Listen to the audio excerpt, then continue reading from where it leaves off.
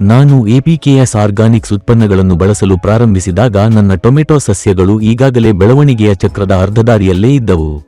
ಅನ್ವಯಿಸಿದ ಕೆಲವೇ ದಿನಗಳಲ್ಲಿ ಸಸ್ಯಗಳಲ್ಲಿ ಸಕಾರಾತ್ಮಕ ಬದಲಾವಣೆಯನ್ನು ನಾನು ಗಮನಿಸಿದೆ ಮತ್ತು ಅವುಗಳ ಬೆಳವಣಿಗೆ ಸ್ಥಿರವಾಯಿತು. ಆರಂಭದಲ್ಲಿ ಅಭಿಮಾನ್ ಎಂಬ ಉತ್ಪನ್ನವನ್ನು ಬೇರು ವಲಯಕ್ಕೆ ಅನ್ವಯಿಸಲು ನನಗೆ ಸೂಚಿಸಲಾಯಿತು. ನಾನು ಪ್ರತಿ ಟ್ಯಾಂಕ್ಗೆ 300 ಮಿಲಿ ಬೆರೆಸಿ ಬ್ಯಾಟರಿ ಚಾಲಿತ ಸ್ಪ್ರೇಯರ್ ಬಳಸಿ ಅದನ್ನು ಅನ್ವಯಿಸಿದೆ.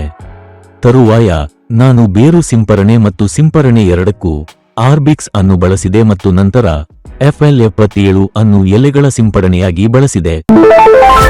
ನನ್ನ ಹೆಸರು ಸತೀಶ್ ಕುಮಾರ್ ಮತ್ತು ನಾನು ತಿರುಪ್ಪೂರು ಜಿಲ್ಲೆಯಲ್ಲಿ ವಾಸಿಸುತ್ತಿದ್ದೇನೆ.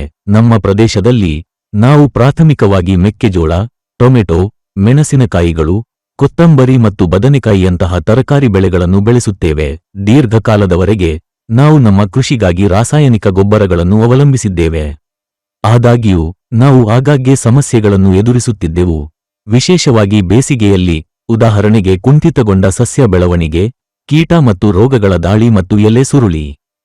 ಆಗ ನನ್ನ ಸ್ನೇಹಿತ ಎಪಿಕೆಎಸ್ ಆರ್ಗಾನಿಕ್ಸ್ ಉತ್ಪನ್ನಗಳನ್ನು ಪ್ರಯತ್ನಿಸಲು ಶಿಫಾರಸು ಮಾಡಿದ.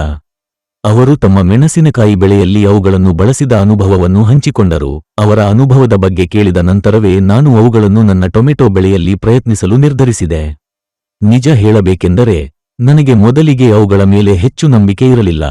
ನಾನು ಅದನ್ನು ಪ್ರಯತ್ನಿಸುತ್ತೇನೆ ಮತ್ತು ಏನಾಯಿತು ಎಂದು ನೋಡುತ್ತೇನೆ ಎಂದು ಭಾವಿಸಿ ಅವುಗಳನ್ನು ಖರೀದಿಸಿದೆ. ಆ ಸಮಯದಲ್ಲಿ ನನ್ನ ಟೊಮೆಟೊ ಸಸ್ಯಗಳು ಈಗಾಗಲೇ ಅವುಗಳ ಬೆಳವಣಿಗೆಯ ಚಕ್ರದ ಅರ್ಧದಾರಿಯಲ್ಲೇ ಇದ್ದವು. ನಾನು ಎಪಿಕೆಎಸ್ ಆರ್ಗಾನಿಕ್ಸ್ ಉತ್ಪನ್ನಗಳನ್ನು ಬಳಸಲು ಪ್ರಾರಂಭಿಸಿದ ಹಂತ ಅದು. ಕೆಲವೇ ದಿನಗಳಲ್ಲಿ ಸಸ್ಯಗಳಲ್ಲಿ ಗಮನಾರ್ಹ ಸುಧಾರಣೆಯನ್ನು ನಾನು ಗಮನಿಸಿದೆ ಮತ್ತು ಅವುಗಳ ಬೆಳವಣಿಗೆ ಸ್ಥಿರವಾಗಿ ಉಳಿಯಿತು.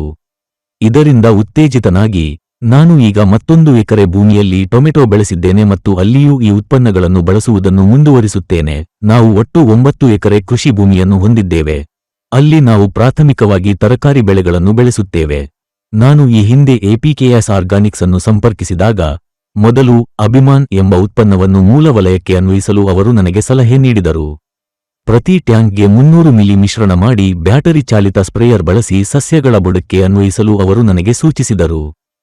ತರುವಾಯ ನಾನು ಆರ್ಬಿಕ್ಸ್ ಉತ್ಪನ್ನವನ್ನು ಮಣ್ಣಿಗೆ, ಬೇರುಗಳಲ್ಲಿ ಮತ್ತು ಎಲೆಗಳ ಸಿಂಪಡಣೆಯಾಗಿ ಬಳಸಿದೆ.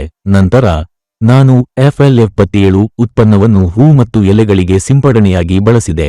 ಈ 3 ಉತ್ಪನ್ನಗಳಿಗೆ ಅವರ ಶಿಫಾರಸು ಮಾಡಿದ ವಿಧಾನಗಳನ್ನು ಅನುಸರಿಸುವ ಮೂಲಕ ಬೆಳೆಗಳಲ್ಲಿ ಗಮನಾರ್ಹವಾದ ಸಕಾರಾತ್ಮಕ ಬದಲಾವಣೆಗಳನ್ನು ನಾನು ವೈಯಕ್ತಿಕವಾಗಿ ಗಮನಿಸಿದೆ. ಇದಲ್ಲದೆ ನಾನು ಪ್ರಸ್ತುತ ರಾಸಾಯನಿಕ ಗೊಬ್ಬರಗಳನ್ನು ಕಡಿಮೆ ಮಾಡುವ ಕೆಲಸ ಮಾಡುತ್ತಿದ್ದೇನೆ ಮತ್ತು ಸಾವಯವ ಗೊಬ್ಬರಗಳನ್ನು ನಾನೇ ಉತ್ಪಾದಿಸಲು ಮತ್ತು ಬಳಸಲು ಪ್ರಾರಂಭಿಸಿದ್ದೇನೆ.